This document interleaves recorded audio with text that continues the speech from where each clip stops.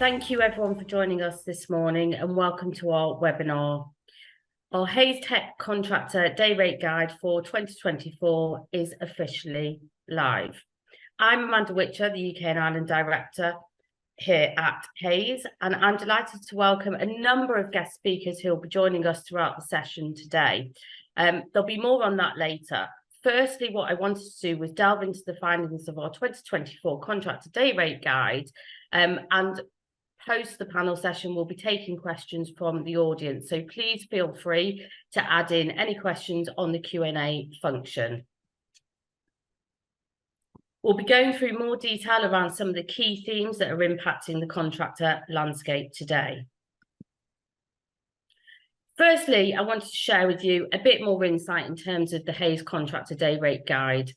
It may be something that you've seen before. We have, over a number of years, been continuing to provide these insights around the contractor landscape. The day rates that are included as part of the guide are taken from all of our live placements across the UK, across all of our offices, as well as our end clients. The survey findings that have created the insights today come from over 920 responses that we've received. And because we continue our guide on a yearly basis, we've also got market comparisons to FY23 and also prior to that. One of the things that we've seen is while day rate growth has generally leveled out this year, we are seeing significant increases in certain areas. There continues to be demand as organisations grapple with ongoing skills challenges and shortages and seek to become more agile in the way that they attract their talent today. The use of contractors continues to be a key fundamental part of organisations. In terms of what's important today, some of those insights we're going to share, both in terms of from a contractor perspective, but also from a client perspective as well, to give you, to give you some of those deeper insights to understand actually what are the pulls and levers that we're seeing in the contract landscape today. Firstly, attracting and retaining talent is a key fundamental part, whether we look at it through a contract lens or permanent lens. But it's really important to understand what is important to the contractors today, and actually how does that relate to how our employers or clients are looking at things today. So one of the questions that we asked is, what matters most to you as a contractor when considering a new role? And really interestingly, obviously post-COVID, we've seen the introduction of hybrid working. And I think one of the key things that's important to recognise is that hybrid working is just as important to the contract population as it is to your permanent employees.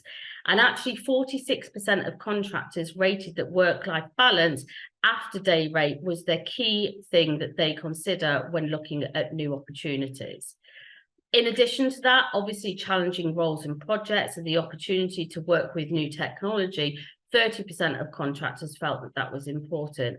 And only 14% of people felt that the location was an important factor in making those decisions. But actually what we've seen in terms of from a client perspective is slightly different. So actually a lot of organisations that are accessing contractors think that the highest proportion of value to a contractor is actually about the challenging projects and the work that they're doing. So in reality, there has been a shift over the last few years that actually contractors really want to have the same flexibility that your permanent employees have. So conversely, where 44% of employers think that actually that challenging project is the key fundamental reason why contractors accept jobs, and only 23% considering work-life balance as the key factor. So there's a piece of work in there as an organisation where you are accessing contractors to really consider what do you offer in terms of that hybrid working to your contractor population, and how do you make sure that you utilise that to access the skills that you need tomorrow and today. In addition, the other key factor that we've seen is that the driver of the length of contracts has changed over the last few years. The reality is that from the data provided from organisations is that on average, you're offering anywhere between 6 to 12 months in terms of that contract length. But again, actually, from a contractor perspective, what they are looking for is better security, no different to our permanent employees that we're potentially trying to access. That security in a cost of living scenario that we're in today is a really important factor for contractors and something for you to consider when you are looking to access skills for the future, where you know you've got ongoing projects. How can you make sure that you give those contractors the security to access the best talent in the market? And day rates. We know outside of hybrid working and the challenging roles and projects, that day rates fundamentally is the key driver for contractors in the current landscape. And how have the day rates changed over the last 12 months? There's been a real mix, especially when you compare it to sort of 2023 data. So when it comes to rates, more than half of clients, which is around 55% of organisations, actually increase their day rates offered to contractors, with 81% of individuals saying that that has been a direct impact of the cost of living challenges that we've seen across the UK. In the year ahead, clients continue to expect to increase their day rates, with 53% expecting that to happen. And 44% of clients expect that they will remain at a similar level to what they've seen today. However, some of the things that we're starting to see come out from the data, and as we go through this session and the panel session that follows around some of those insights, actually the reality is that there are still some skills that are high in demand where we're seeing really significant increases in terms of day rates. It won't be surprising to most people on this call that the area that we're seeing the increase in day rates is really around those AI related roles, especially in things like intelligent automation, where organizations are looking at how they can rapidly start to implement AI for the future, but making sure that they've got the right things in place. Clients are obviously investing as part of that in their machine learning capabilities, which is obviously therefore ramping up the demand for some of these skills. But also we're seeing increases in areas like testing, infrastructure, and cyber, as organizations really put themselves in the right place to be able to drive AI forward for the future. And as I say, ways of working and getting the balance right is really, really important. Some further detail around this in terms of what does it actually mean? What is it that contractors are really looking for? So actually, almost 3/4 of contractors are generally happy with the current state of their work-life balance, but have seen a shift over the last 3 to 6 months, with more drivers to be coming to the office more regularly. When looking at some of the important elements of a healthy work-life balance for contractors, clients seem to be aligning to a certain degree in terms of those flexible working practices. But what we are seeing is an increase in the need or want and desire for fully remote roles, which we've seen decline over the last 12 months. Almost half of contractors, 44%, would prefer to work fully remotely, with some time spent in the office. However, only 19% of clients are currently offering fully remote options, and 36% of contractors, when seeking their next role, are looking for that remote role. It's important for clients to be aware of how flexible working options can really influence professionals and contractors in terms of the options that they take. And with 4 in 5 contractors saying the option to work remotely is an important consideration for a new role, as we start to see some of those skills in demand continue, we may see it more of a driver for those contractors to demand that remote working. So again, an important consideration for organizations to think about. And AI in the workplace, as I mentioned, you know, we can't have any technology related conversation without AI being at the heart of some of those conversations. And I'm sure for most of the people who've joined the webinar today, in various sessions, meetings, events, discussions and webinars, AI continues to hold the conversation. And what's really interesting is that actually, the appetite around AI and implementation of AI in the recent months obviously has increased, especially with easy to use artificial intelligence tools, things like ChatGPT, which have become a standard tool that organizations are using. We know AI has become more accessible to the masses, and a higher proportion of clients are feeling optimistic about the use of AI tools and technology as a whole, with 82% of organizations believing that AI tech will positively impact their organization in the next 5 years. This has jumped from 65% last year. So we're already seeing, obviously, that rapid uptake in terms of how can we look to use AI within our organizations. However, there is some reservations from the contractor population who are slightly less enthusiastic around AI's long-term impact, with actually less than half of them saying it will positively impact their role. Although 75% of contractors are planning to upskill in AI tools and technologies going forward. And there is a real challenge in the current landscape and market as well that we'll discuss as we go through the panel discussion shortly, that actually the AI technologies has come before the skills. And actually, one of the things that we need to be looking at as organizations, but also equally as contractors, is how do we start to understand and adapt and learn the new skills that exist across that AI space, not just for today, but also for the future. And when we look at some of the top 5 in-demand skills, really interestingly, AI doesn't feature. And actually, that's because from the conversations that we've been having with clients, it very much is as much around getting the technology estate to where it needs to be able to really fully utilize AI. So we're seeing an increased demand in cloud, infrastructure, architecture, data and analytics, and projects and change, which are all fundamental in helping support AI technologies for the future. 87% of organizations continue to face skill shortages last year. Clients felt that this was very much down to competition from other organizations, whilst there's been an increasing trend for clients to cite a lack of progression and opportunities as cause. They say that skill shortages are negatively impacting their ability to not only deliver projects, but also to be more productive as organizations. But also 36% felt that it was also impacting their growth and expansion plans. And in addition to that, 30% of organizations don't feel they have the right talent to achieve their current objectives. And where we look at things like AI, and AI isn't just a conversation within the technology teams within organizations, it's very much at executive board level that we're talking about AI, but are our organizations ready for the uptake of AI? And that's one of the things that we need to look at for the future.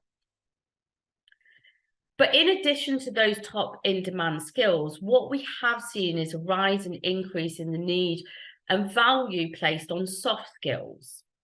And that's just as important from a contractor perspective as it has been for perm. No longer are we accessing contractors to fill a void or create the skills that we have a gap in our organization. It's very much more around how do we ensure that we've got the strong communication skills, the ability to help our organization adopt change successfully. And actually, 55% of clients valued that ability to adopt change successfully as one of the key themes, along with things like critical thinking and problem solving, with 48% of clients adding value in terms of that.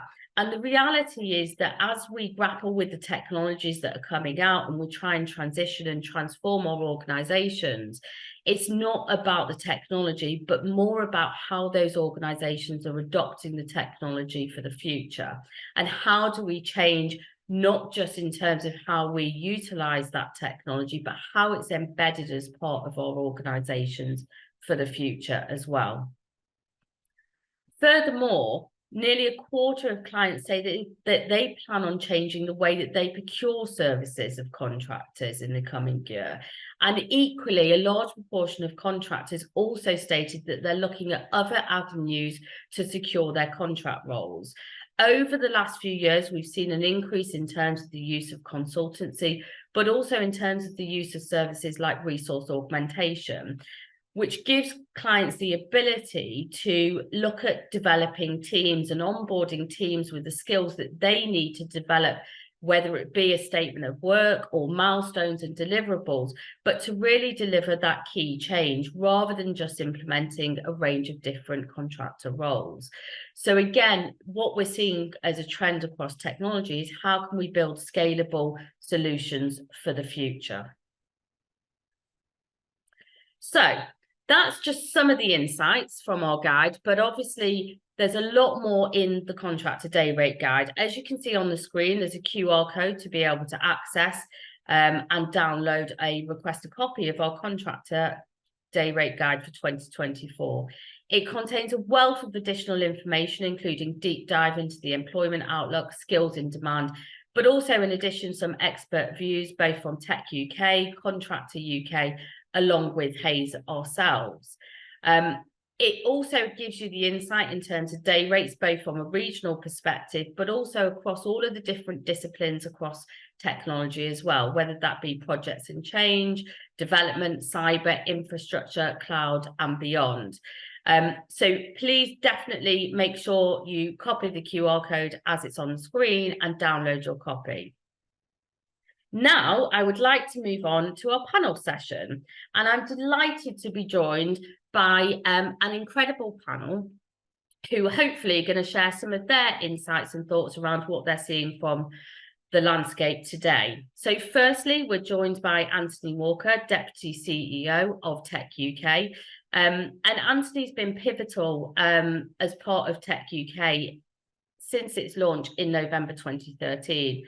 As a senior member of their leadership team, he has overall responsibility for Tech UK's policy work, of which they've been doing a huge amount of work around AI. So hopefully we'll get some interesting insights from Anthony in terms of AI. But prior to that, Anthony actually was Chief Executive of the board of the Broadband Stakeholder Group, the UK's independent advisory group on broadband policy. He was closely involved in the development of broadband policy development in the UK. In addition to that, he's got a background and experience of working 6 years in Brussels for the American Chamber of Commerce. So definitely someone who can share some insights in terms of technology in the landscape and how things continue to change. In addition to that, we're delighted to also be joined by Naomi Johnson, who is a DE&I strategic consultant. Naomi has a fascinating background as a leading advocate for both neuro inclusion, disability inclusion. She's actually ranked amongst the top 80 neurodiversity evangelists in the UK. She has over 2 decades of experience across a variety of different sectors with a background working within technology and is continuing to seek those opportunities as a fractional CTO today. In addition to that, she has a really interesting personal story, which I'm sure will come through today, as someone who was diagnosed as autistic at 37 and also ADHD at 41. And one of the reasons that we wanted Naomi to share her insights today is that when we, as an organisation, when we look at our DE&I proposition, it's also important to include our contractors as part of that conversation. In addition, we're joined by James Walsh, who is our UK and Ireland cyber lead at Hays. James is not only cyber certified himself, so understands in terms of the landscape of cyber, but actually is an expert in the world of cyber recruitment and understanding the challenges that organisations face, especially in the current climate where we're looking to embed AI within organisations. Again, James is someone who can add value, both from a contractor perspective, but also from a client perspective in terms of sharing the insights, and is part of our global steering group around cyber that also creates our global cyber report. And finally, we're joined by Colin Morley, who is one of the directors within our national technology business. Alongside Colin's role within technology, he works with both our enterprise business and also our Emposo business, which is our consultancy arm, to help support clients to understand their total talent challenge and what are the right solutions today. Colin is also heading up our resource augmentation proposition and will be sharing more around that as well. So I'm going to stop sharing my screen so that you've got full visibility of the panel today. Thank you again to all of you for joining us. We're delighted to have you here with us. So we've got a couple of questions, and I think we've probably got some questions from the audience as well. But firstly, I think it'd be really interesting to look at the employment overview. Coming to you first, Anthony, could you give us your take in terms of how demand for tech contractors has changed over the last few years and what challenges you think clients may face in the future? Sure. Thanks very much, Amanda, and good morning, everybody. So I sit in Tech UK, so we're a technology trade association with over 1,000 technology companies in membership, which gives us, I think, quite a useful kind of overview of what's happening in terms of kind of demand kind of right across the sector. And I think I'd characterize the market at the moment as being, whilst there's been a bit of a sort of dampening of demand over the last kind of 18 months or so, which I think, you know, comes through in some of your data and some other data that we've seen. But actually, I think the underlying fundamentals in the market remain very strong. I think, you know, fundamentally, there is still a huge amount of demand in the economy for digital and tech transformation.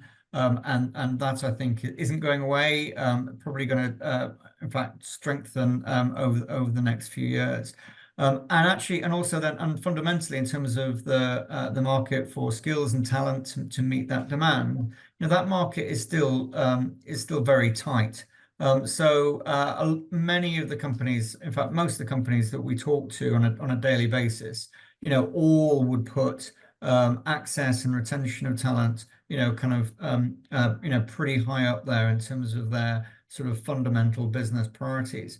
But as I said, we have seen this kind of, you know, dampening of demand over the last 18 months or so.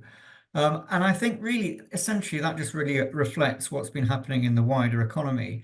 You know, as we came through COVID and the readjustment in that kind of post-COVID period.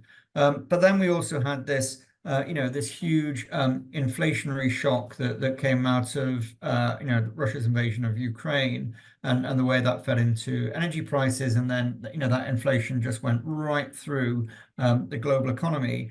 You know, and you know, you can't have you know, 10% inflation rates, you know, without that having a very, very material impact on the investment decisions that companies take.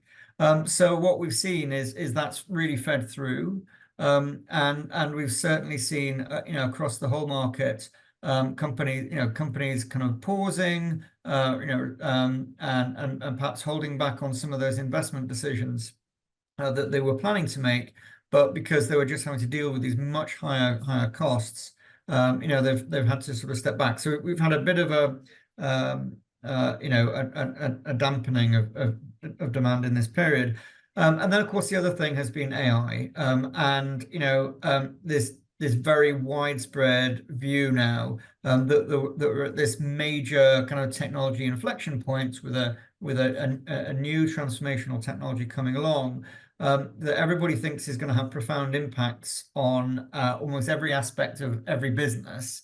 But when you try to actually dig into that in more detail, there's huge amounts of uncertainty about what that means in practice. So again, you have a situation where a lot of companies are pausing, you know, having a rethink about their tech and digital strategies, but it doesn't mean that the underlying demand has gone away. It just means that they're going to need to take some time to think about what it is that they're going to need going forward, and so on. So I think, as I said, I think the underlying fundamentals are strong, and I think what we're expecting is that now, as you know, inflation is coming down. And I think we're broadly seeing now an increase in terms of investment across the economy.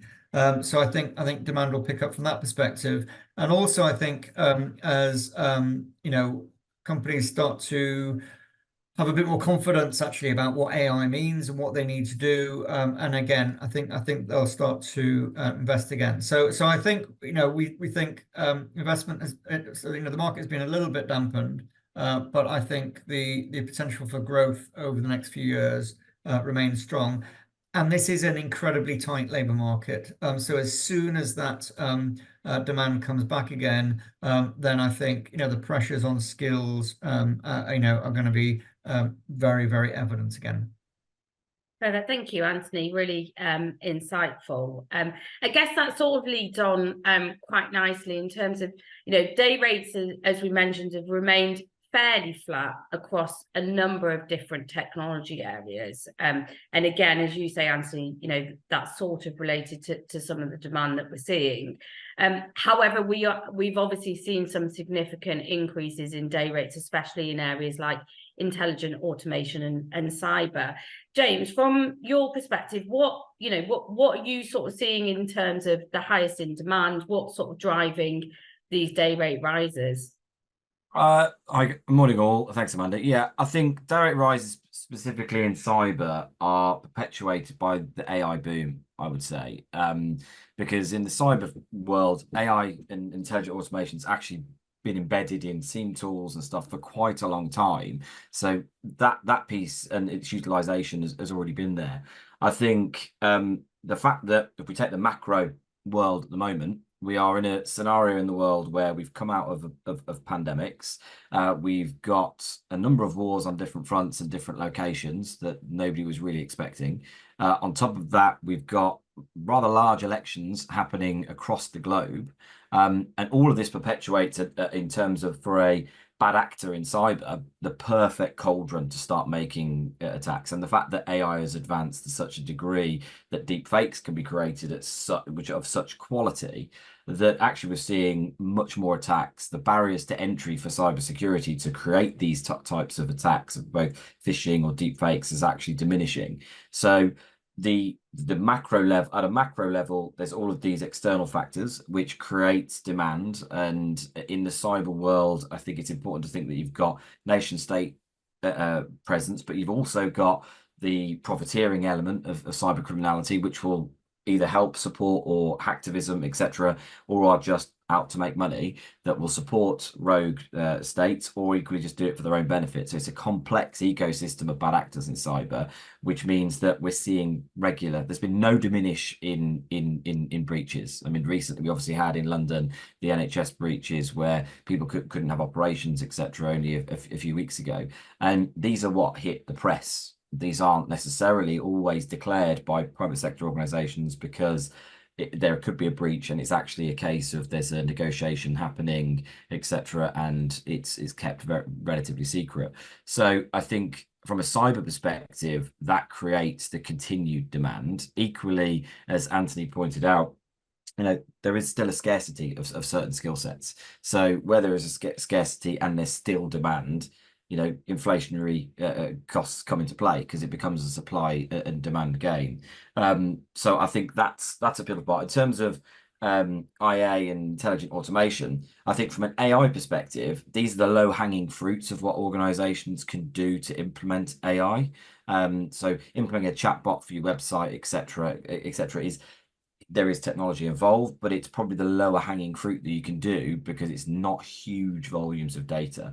It's where we're going to see the transformation is going to be where people are looking at across their whole CRM estate rather than just their front end applications for consumers, etc. So I think that's going to see a demand. I think we have to recognize, both with the cyber hat and purely technology hat as well, is that it feels like organizations are getting into an arms race with AI. And sometimes I think what technologists need to do is rationalize some businesses about what AI can actually achieve at this stage. A case in point, I don't know if anyone read it, McDonald's have been trialing AI ordering and have actually shut that down because it wasn't working so well. So yes, there are advances, and there are lots of use cases happening, But I think from the contractor world, it's not to panic. I don't think that would be my getaway. And equally, I would say AI is going at such a pace, a bit like how cloud was kind of 5, 6, 7 years ago, the movement to cloud storage, how do we benefit from SaaS products, etc. Then security came in after, because everyone saw how quickly you could develop things, but then weren't kind of thinking, well, how secure is that development? I think AI represents a huge security risk for organizations, massively so. And equally, AI is moving, as always, technology tends to, is moving faster than the regulators or regulation is at the moment. That's something that I think is a global issue that needs to come together, but creates huge opportunity. So I think in IA and cyber, there's still the demand, and there's still been inflationary costs that have increased their day rates due to the macro climate that we're living in. Thank you, James. And I guess one of the things that we sort of touched upon as we went through the insights is, I guess the attraction and retention in terms of those skills. And obviously, as we have suggested, yes, day rates are a factor, but our research also shows that positive work-life balance and a challenging role or project is, what's most appealing to contractors in the current climate. Are there any other key factors, I guess, that matter most to tech contractors when considering a new role? If I, Colin, hand over to you first. You're on mute.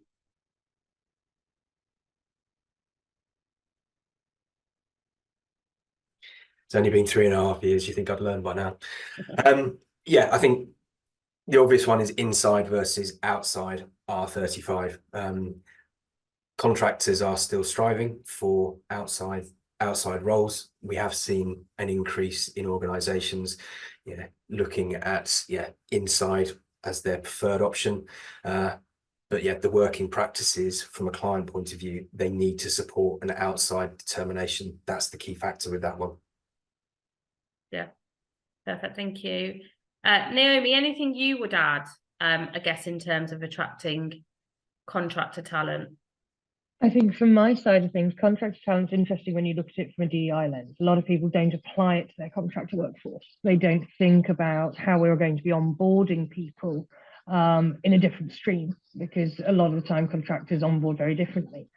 And therefore, we're missing a huge amount of untapped talent. You're missing out, for instance, on the neurodivergent populace, who actually contracting is a very helpful way of doing things, because it allows more flexibility. Yet actually, if they cannot access the interviews, if they cannot access the onboarding processes simply because it hasn't been looked at from that side of things, then you've got a bit of a challenge going on. You really, especially within all of these spaces, part of the thing is actually making sure that your workforce is being reflecting of your customer. So actually, when we look at contracting at the moment, we still see a higher prevalence of male, for instance, a higher prevalence of certain things as we do across the whole of the tech sector, but it's less focused within the contracting space. There's less thought process to the DEI. And I think that's really quite important right now, because so many people are tapping into the contracting market to fill gaps, to try and bring people in for the specifics you were talking about. And actually, there's a huge untapped workforce from disability perspective, from neurodiversity perspective, women in tech perspective, where it allows us to flex with childcare needs, flex with healthcare needs, flex with neurodivergent sensory spaces. So yeah, I think that is something that companies really need to start applying that lens, not only to their permanent employees, but to the contractors as well. Yeah, and it's fascinating, isn't it? Because really, if you look at organizations today, DE&I has become the heart of people strategies in most organizations. But I think often we don't consider contractors within that. And I agree that, sorry, excuse me, I'm losing my voice today of all days. I guess what would be interesting, Naomi, from your perspective, obviously, your background and the work that you've done from a global perspective within Amazon, obviously has been huge. I guess, is there any top 2 or 3 tips that you'd give organizations around how do you apply DE&I to your contractor population as well as your perm population?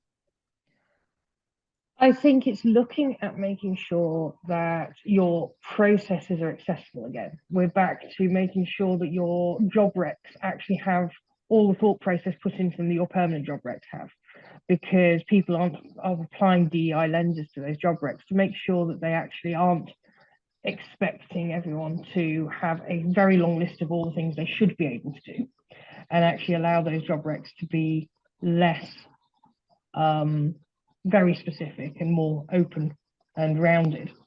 I think another piece is making sure that the interview process allows for different people and different ways of communication. So ensuring that actually you're not expecting everyone to do the same thing and communicate in the same way, making sure that those accessibility conversations are there within your interview process. Have you asked, how do you prefer to communicate? Would you prefer to be on video or on a phone call or on email? All of those things really work from a neurodivergent perspective and from a lot of other sides as well. Are you making sure that when somebody comes in as a contractor, you are ensuring that they know where the ERGs are, the employee resource groups, where the resources are from a DEI perspective?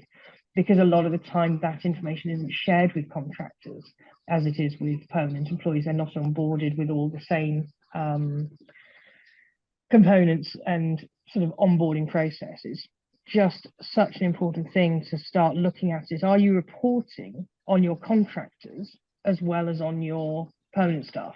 Because actually that's a reflection as well. Are you actually looking at both pieces when you're doing your reporting? Because a lot of the time in many countries, you have to report on your permanent staff, you don't necessarily have to report on your contractors. And actually, if you start looking at how badly skewed is that when you start actually putting that in place. If you're looking at it from a global lens, actually many countries state that you have to employ X amount of disabled employees. So if you go outside of the UK, if you go outside of the US, almost all the countries outside of there actually have government hiring programs, have things that the government is saying you must do, legal and compliance wise. Are you actually tapping into that talent there as well? Because it's another mechanism for making sure you're supporting disabled talent, ex-military talent, neurodivergent talent. Are you making sure you're actually tapping into the right companies and the right places to support yourself and your company to bring in a diverse workforce? Yeah, and it's interesting, isn't it? Because we know that organisations that have that diversity can become more innovative and perform better because they've got the diversity of thinking.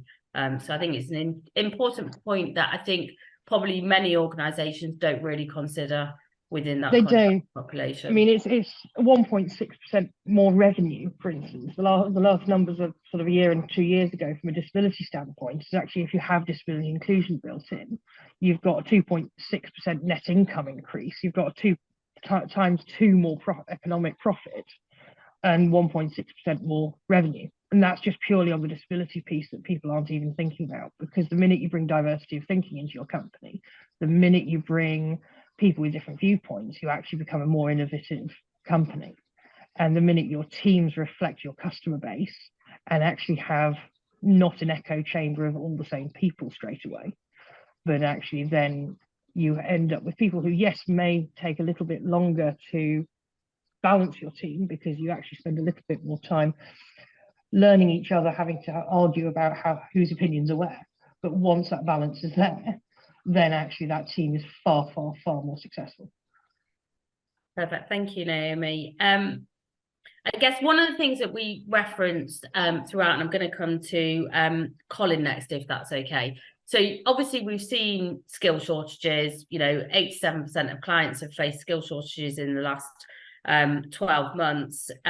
But we have seen a disconnect in terms of the skills that are available on the market as well, with a large proportion of contractors that have potentially been more challenged in the last 12 months to find roles. And that very much is around the contractor skills that exist in the market today, or the same skills that clients are potentially looking to access. But the other thing that we're starting to see is a shift in terms of, again, I guess the way we're buying skills.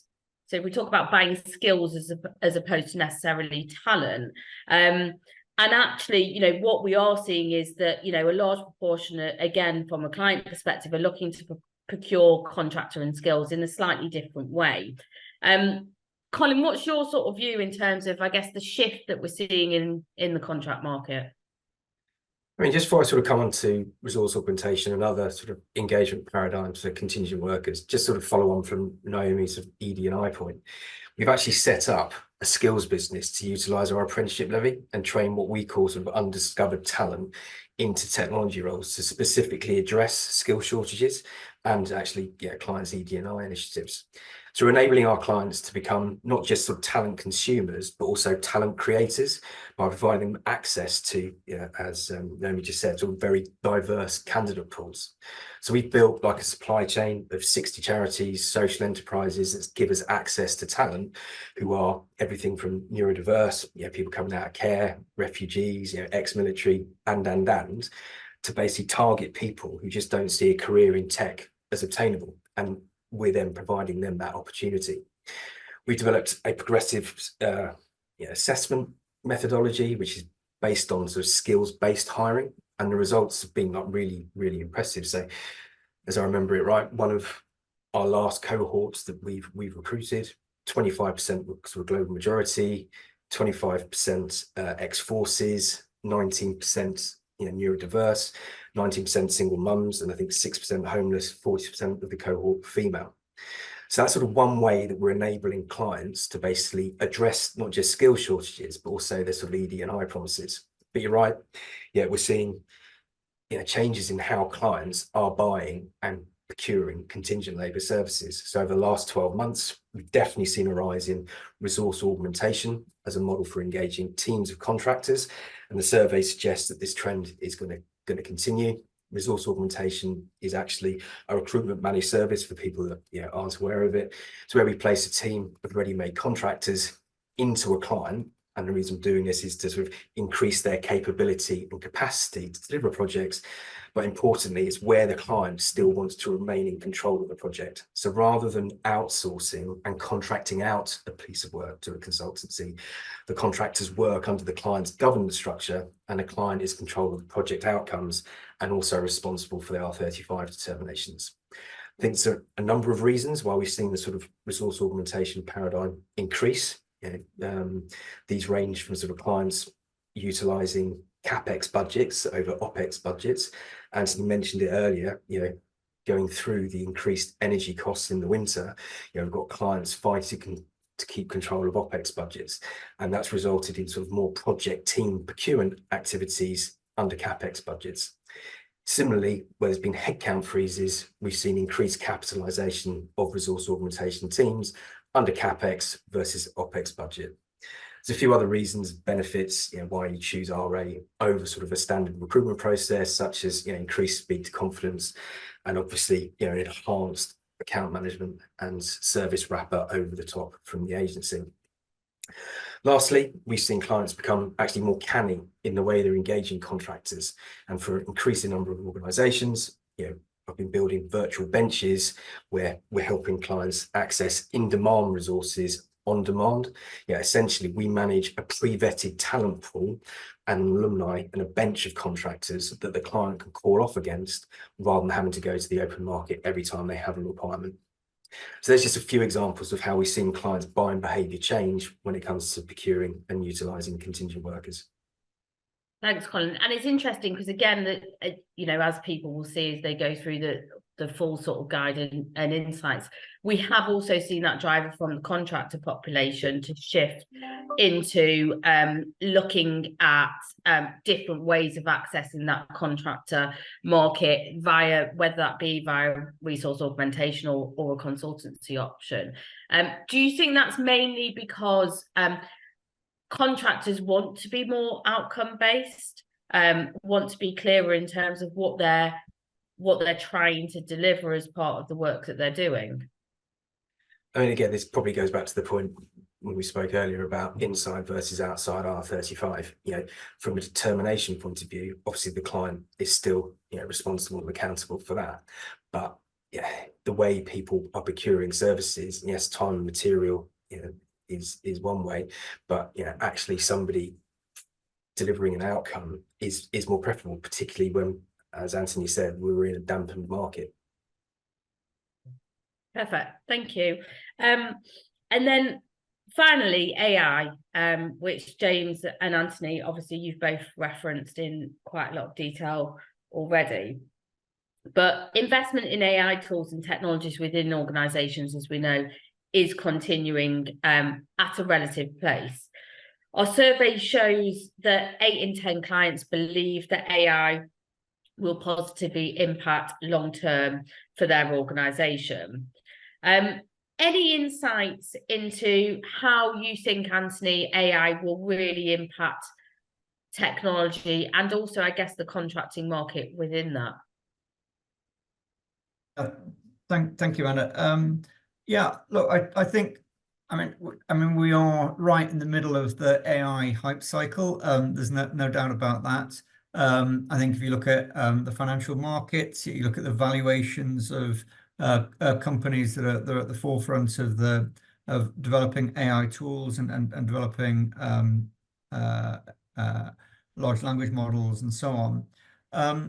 But I mean, ultimately, and I think that was a point you made earlier. Actually, is that ultimately AI is really about change. It's about an inflection point in terms of the nature of and capability and capacity of the technology, but it's really all about how companies, organizations, right across the economy take that technology and that capability and that capacity, apply it to their business to drive better outcomes in terms of better productivity or new products and services and so on. And so for any organization, any company sitting there kind of saying, okay, how are we going to make use of and apply AI to what we're doing? What they're fundamentally talking to is talking about is a massive sort of change management program, that they're going to have to implement. And in many ways, whilst a lot of the focus is on the technology and AI is seen as a technology race, I think it's every bit as much a skills race and a talent race. Because as we've heard throughout the discussion today, driving technological change through an organization is a really difficult thing to do, and it's a really complicated thing to do. And ultimately, your success will depend on the abilities and capabilities of the talent and skills that you can draw upon, whether they're in your permanent workforce or whether they're part of your contractor supplier base. And I think over the next few years, I think the winners that are going to emerge here in terms of companies or organizations that make a real success of applying AI will be the ones who get that right, who work out how to build the teams that they need, how to kind of drive the change through the organizations that they're running. And the opportunities are absolutely immense because you can apply these technologies to every aspect of the economy, both in the public sector, but in the private sector and the public sector. You referred in the beginning to what our role is. We spend a lot of time thinking about policy, and the last couple of years we've been talking to the Labour Party a lot about what its plans for government would be, and they are absolutely focused on how do they get real productivity gains from AI in terms of public service delivery. And these are huge systems and services and so on that will need to change. So I think whilst I can understand a lot of the anxiety that is out there in terms of what does AI mean for individual jobs. And I think in the kind of IT contractor base, I'm sure lots of people are thinking about, do they have the right skills? Do they have the right technical knowledge? But I think ultimately the demand for people who can help to drive that technological innovation and change across businesses, will be enormous. So I'm quite an optimist in terms of what it means for people working in the sector. If anything, I worry about the fact that we won't have enough skills, and I think actually having a very tight labour market will be a challenge, I think. I think we'll see a strong sort of uptick in terms of demand for skills. But I think a crucial bit and a crucial thing for everybody is going to be thinking about upskilling. How do you make sure that your skills and knowledge are up to date? And that's an issue for individuals, individual contractors, but it's also an issue for businesses and organizations to think about how do they upskill not just their own workers, but how do they make sure that the contractor base that they rely on is also being upskilled? And I don't think you can necessarily just leave that to the contractor. I think smart organizations will be thinking about how do we help them upskill as we go so that we can deliver what we need to deliver. So ultimately, I think I'm a real kind of optimist about what lies ahead. It's going to be absolutely fascinating, and I think huge opportunities for people working in the sector. Yeah, and it's really interesting. We actually had a discussion yesterday around the World Economic Forum report. And actually, the reality is, there is this sentiment across the market as a whole is, is AI going to replace our jobs, and what's the impact in terms of the labour market for the future? But actually, their view is that, whilst 85 million jobs potentially will no longer be needed because of AI, actually AI itself will create an additional 97 million jobs. So actually, as you say, that those skills are going to be very much in demand in the future. And I think being able to upskill today is definitely absolutely key. Is there anything else that anyone in the panel wants to add on that discussion? Just if I can, Amanda, I think importantly in the last week we've seen a new #1 biggest company in the world, Nvidia, and they actually make infrastructure products predominantly. So, and AI will create opportunities in the traditional guises as well, because the computing power that's actually required and the infrastructure is required to actually fully adopt and integrate AI is the traditional roles within the technology department are also still going to be required to help deliver that. So I kind of agree with Antti. I'm not this naysayer that says that AI is anti-jobs or anti-contractor. I actually think it fundamentally supports the further creation. But I think just that view that an organization that isn't a purely software-based business is very much a hardware chip manufacturer is the #1 now reported business in the world in terms of size and value.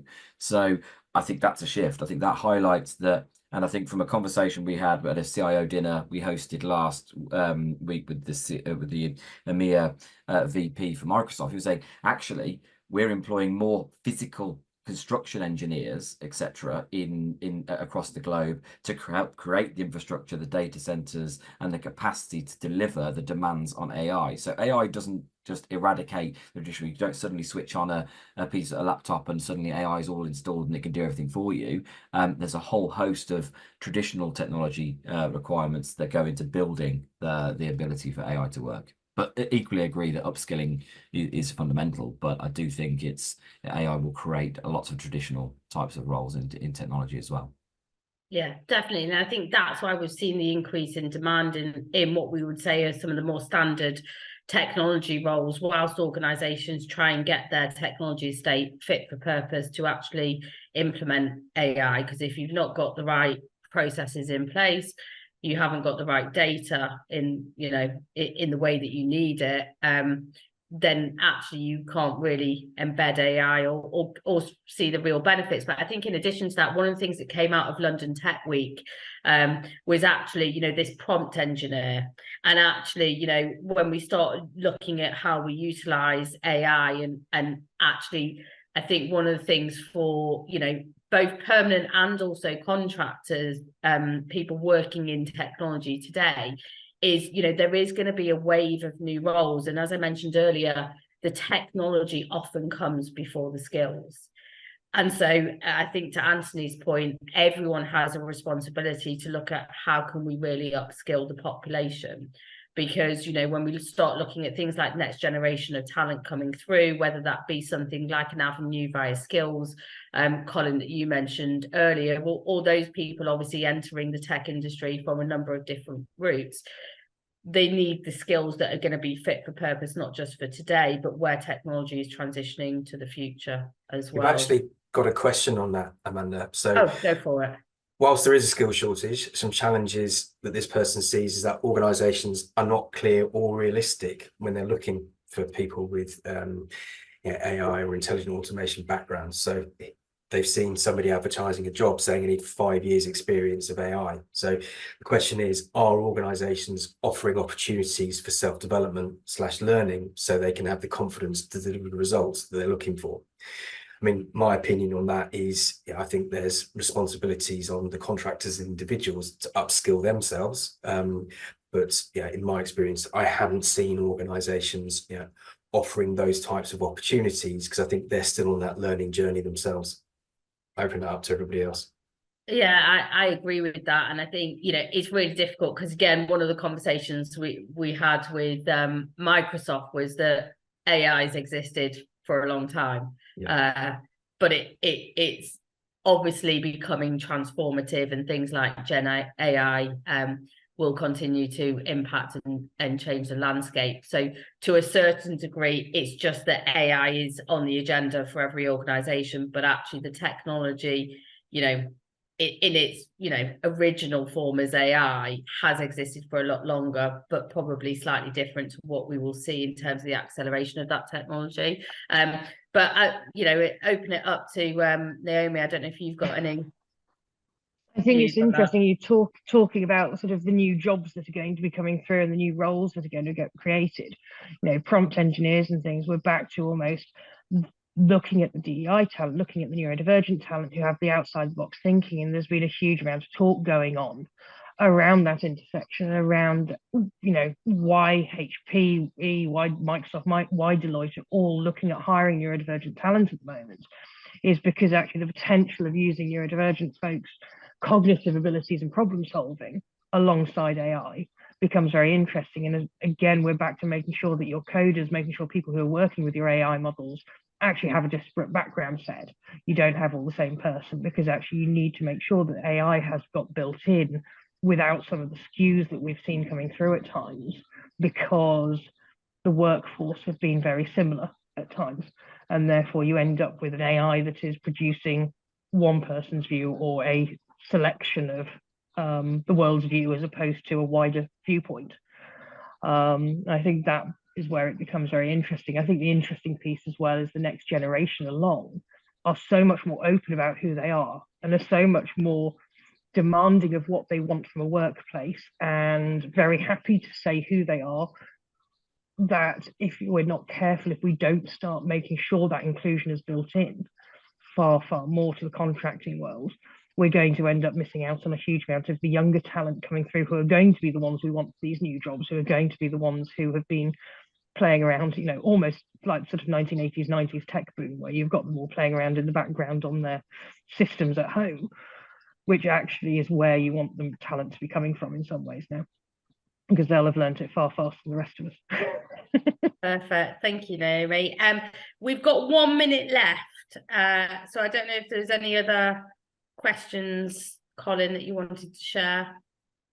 I don't think that we could do that in 1 minute, unfortunately. We have had a number of questions, but to ensure people that that have taken the time to type in questions, we'll reply offline to you now. Yeah, perfect. That's great. Well, thank you again to our wonderful panel for joining us this morning, and thank you to everyone who's joined and listened to this session. As I discussed at the outset, obviously our Tech Contractor Day Rate Guide is officially live, so you can use the QR code that you can see on myself, Colin and James's background to request a copy, but we will also be in contact, as Colin says, with those people that have messaged and asked some questions as part of the session. Thank you again.